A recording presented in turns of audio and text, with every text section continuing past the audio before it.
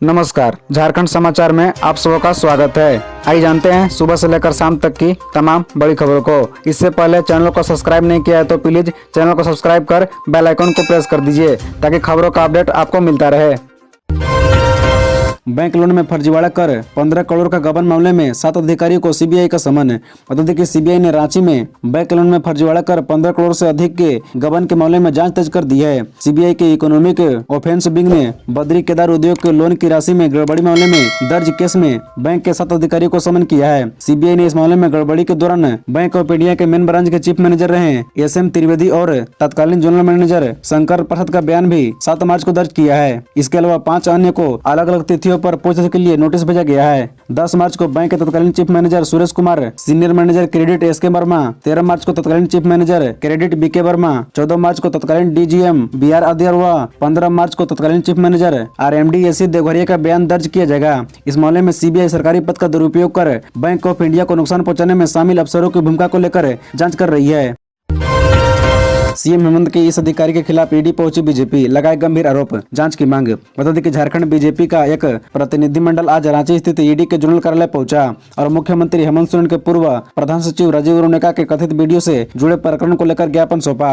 BJP ने ED से मांग की है कि राजीव अरुणिका के खिलाफ मनी लॉन्ड्रिंग के एंगल से जाँच की जाए। पूर्व प्रधान सचिव पर पद के दुरुपयोग का आरोप लगाते हुए बीजेपी ने ईडी से मांग की है कि वीडियो में जो भी तथ्य हैं उसकी भी जाँच होनी चाहिए। बीजेपी ने मुख्यमंत्री पर भी निशाना साधा और कहा कि बतौर मुख्यमंत्री उन्होंने जो गोपनीयता की शपथ ली है उसके प्रधान सचिव ने खतरनाक ढंग से उसका उल्लंघन किया है। ईडी को सौंपे ज्ञापन में बीजेपी ने राजीव अरुणिका से जुड़े कथित 22 सेकंड के वीडियो के हवाले से कहा कि वीडियो में राजीव कुछ फाइलों में दस्तखत करते नजर आ रहे हैं। पास एक महिला खड़ी है जो झारखंड की सियासी और ब्यूरोक्रेसी में सीधी पहुंच रखने वाले पावर ब्रोकर विशाल चौधरी की निजी कर्मचारी है। बीजेपी ने दावा किया है कि वीडियो में एक आवाज भी आ रही है जो विशाल चौधरी की है। वो पैसों के लेन देन की बात कर रहे हैं। रांची के बाद संताल परगना के इन जिलों में बर्ड फ्लू की आशंका, पहुंची केंद्रीय टीम। बता दें कि बर्ड फ्लू की पुष्टि के बाद एक केंद्रीय टीम गुरुवार को शाम रांची पहुंची। इस टीम का नेतृत्व अधिराज मित्रा कर रही हैं। टीम ने गुरुवार को जेल चौक व आसपास के क्षेत्रों का गहन निरीक्षण किया। शुक्रवार को भी टीम इलाके का मुआयना की। इसके बाद अधिकारियों के साथ बैठक कर नियंत्रण को लेकर दिशा निर्देश देगी। बता दें कि जेल चौक के पास स्थित एक आवासीय परिसर में बीते दिनों कई मुर्गियां मर गई थी। बाद में इसका सैंपल जांच के लिए भेजा गया था। यहाँ बर्ड फ्लू की पुष्टि हुई। इसके बाद जिला प्रशासन ने रैपिड रिस्पांस टीम का गठन किया था। बता दें कि रांची और बोकारो के बाद अब दुमका एवं देवघर में भी बर्ड फ्लू की आशंका है। बीते 4-5 दिनों दुमका के रणेश्वर में लगभग 300 मुर्गियों की मौत हो चुकी है। वहीं देवघर के पालाजोरी थाना परिसर में 1.5 दर्जन कौवे मरे हुए थे। मृतक पक्षियों को सुरक्षित निष्पादन कर दिया गया है। प्रारंभिक लक्षणों के आधार पर मौत का कारण बर्ड फ्लू की आशंका है। भारत में तख्ता पलट की साजिश में विदेशी मदद ले रहे हैं राहुल गांधी, बीजेपी नेता का आरोप। मतलब कि झारखंड में बीजेपी विधायक दल के नेता और प्रदेश के प्रथम मुख्यमंत्री बाबूलाल मरांडी ने कांग्रेस सांसद राहुल गांधी को लेकर बड़ा बयान दिया है। बता दें कि कैम्ब्रिज यूनिवर्सिटी में भारत की मौजूदा सरकार की आलोचना करते हुए लोकतंत्र को खतरा बताने वाले राहुल गांधी की टिप्पणी पर पलटवार करते हुए बाबूलाल मरांडी ने कहा कि यह तख्ता पलट की साजिश के लिए विदेशी मदद लेने जैसा है। बाबूलाल मरांडी ने राहुल गांधी पर वंशवाद का आरोप लगाते हुए भी तीखा हमला बोला है। अभी कांग्रेस पार्टी की तरफ से इस पर कोई प्रतिक्रिया नहीं आई है। गौरतलब है कि राहुल गांधी अभी ब्रिटेन के दौरे पर हैं। इस दौरान राहुल गांधी कैम्ब्रिज यूनिवर्सिटी गए और व्याख्यान दिया। राहुल गांधी ने भारत के मौजूदा नरेंद्र मोदी सरकार की आलोचना करते हुए कहा कि भारत में लोकतंत्र खतरे में है। उन्होंने बीबीसी दफ्तर में आईटी के छापेमारी का जिक्र करते हुए कहा कि भारत की मौजूदा नरेंद्र मोदी सरकार ने मीडिया को कंट्रोल कर लिया है। पत्रकारों को सच बोलने और लिखने से रोका जा रहा है। हनीमून के लिए लोन लिया था, चुकाने के लिए बच्चे का अपहरण किया, फिर मार डाला। बता दें कि बरियातू थाना क्षेत्र के यदलहातू निवासी 8 वर्षीय शौर्य के अपहरण के बाद हत्या को उसके करीबी ने अंजाम दिया। संजीव पांडा और संजू नामक शख्स ने फिरौती के लिए शौर्य का अपहरण किया और फिर हत्या कर दी। पुलिस ने आरोपी को गिरफ्तार कर लिया है। आरोपी मूल रूप से कोडरमा का है। अभी वह शौर्य के पिता राजू गोप के यदलहातू स्थित घर में बहन बहनोई के साथ किराएदार था। वह सिम्बोसिस से MBA भी कर चुका है। बता दें कि एसएसपी किशोर कौशल ने बताया कि 3 मार्च को शौर्य के अपहरण के बाद सदर डीएसपी प्रभात रंजन बरवार के नेतृत्व में टीम बनाई गई। कुछ दिन बाद नगड़ी के लालगुटवा में बच्चे का शव मिला।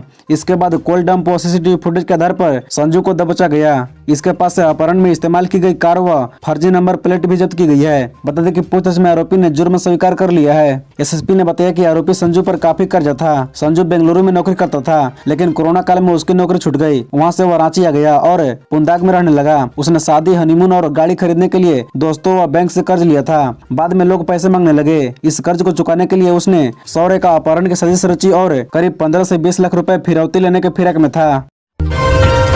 24 मार्च को होने वाली मैट्रिक इंटर की परीक्षा तिथि बदली, जानिए नया शेड्यूल। बता दें कि जैक बोर्ड द्वारा आयोजित की गई मैट्रिक और इंटर की परीक्षा की तिथि में बड़ा बदलाव किया गया है। दरअसल 24 मार्च को होने वाली परीक्षा अब दूसरे दिन आयोजित की जाएगी। दरअसल 24 मार्च को आदिवासियों के सबसे बड़े त्योहार सरहुल का आयोजन होना है। इस दिन परीक्षा को लेकर छात्रों में असमंजस की स्थिति थी। वहीं विपक्ष ने भी इसे मुद्दा बना लिया था।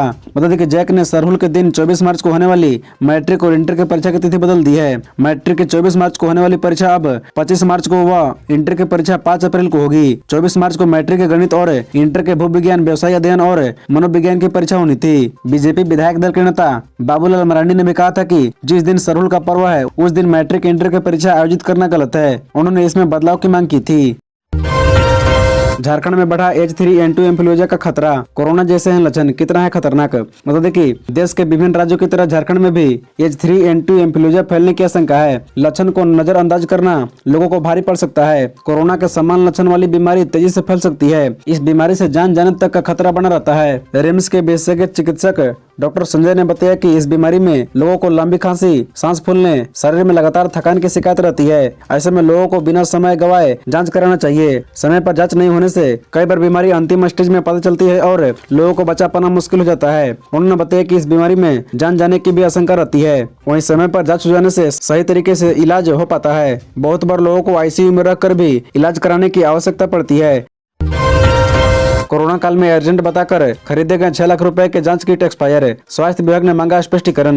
बता दें कि कोरोना काल के दौरान रिम्स के ट्रामा सेंटर में सेंट्रल लैब की स्थापना की गई थी। उस समय अर्जेंट बताकर कंपनी से रिम्स ने 6 लाख के जांच किट खरीदे थे, लेकिन उस समय इन जांच किट का उपयोग नहीं हो सका और वे एक्सपायर हो गए। इसके बाद हाईकोर्ट में याचिका भी दायर की गई। अब स्वास्थ्य विभाग ने रिम्स प्रबंधन को पत्रचार करते हुए स्पष्टीकरण मांगा है। विभाग के संयुक्त सचिव विद्यानंद शर्मा पंकज ने रिम्स महानिदेशक को पत्र लिखकर कहा है कि हाईकोर्ट के अधिवक्ता महावीर पदार्थ द्वारा लिखित शिकायतवाद में उठाए गए बिंदुओं पर रिपोर्ट दे। बताया चले कि एक्सपायर हो चुके जांच किट लगभग 6 लाख रुपए के हैं। जिस समय यह मामला हुआ उस समय रिम्स के निदेशक डॉक्टर मंजू गाड़ी थी। उसके कार्यकाल में अर्जेंट सप्लाई ऑर्डर जारी करते हुए मेसर्स विकास मेडिकल एडवाइज और मेसर्स रेडियोमीटर मेडिकल इंडिया को एक equity 90 flex machine, top T जांच किट 1 बॉक्स, पीसीटी 80 जांच kit 3 pack, D dimer test kit 6 box और सोल्यूशन पैक 8 बॉक्स मंगाए गए थे। इनमें से 20% किट का भी उपयोग नहीं किया गया। वहीं बाकी सभी एक्सपायर हो गए।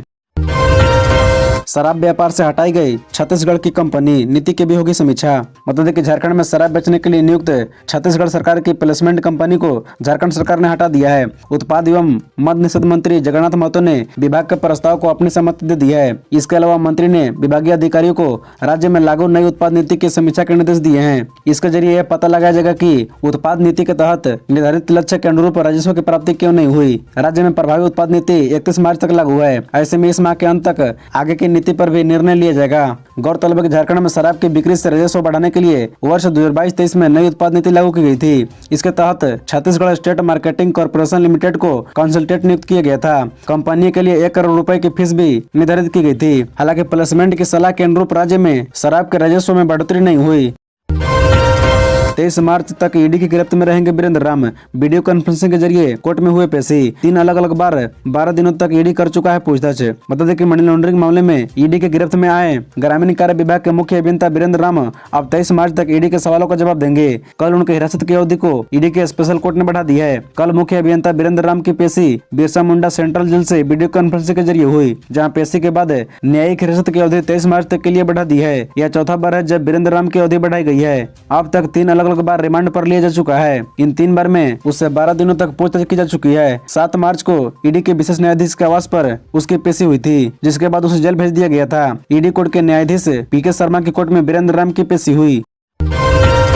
होली में 139 करोड़ रुपए की शराब पी गए झारखंड के लोग। बता दें कि झारखंड में इस वर्ष की होली शराबियों के नाम भी रही। होली के मौके पर झारखंड के लोग 139 करोड़ रुपए की शराब पी गए। यह आंकड़ा 1 से 7 मार्च तक का है। उत्पाद एवं मद्य निषेध विभाग का आंकड़ा बताता है कि झारखंड में 1 से 5 मार्च तक 69 करोड़ रुपए, वहीं 6-7 मार्च के बीच 70 करोड़ रुपए की शराब बेची गई। गौरतलब है कि होली के मौके पर 2 दिन यानी 6 और 7 मार्च को मिलाकर कुल 70 करोड़ रुपए की शराब बिकी। इनमें से 6 मार्च को 6 करोड़, वहीं 7 मार्च को 44 करोड़ रुपए की शराब बिकी। इन दो दिनों में रांची में सर्वाधिक 12 करोड़ रुपए की शराब की बिक्री हुई। बता दें कि रांची में बर्ड फ्लू की वजह से चिकन और अंडों की बिक्री पर बैन था, लेकिन शराब की खपत पर इसका कोई असर नहीं हुआ।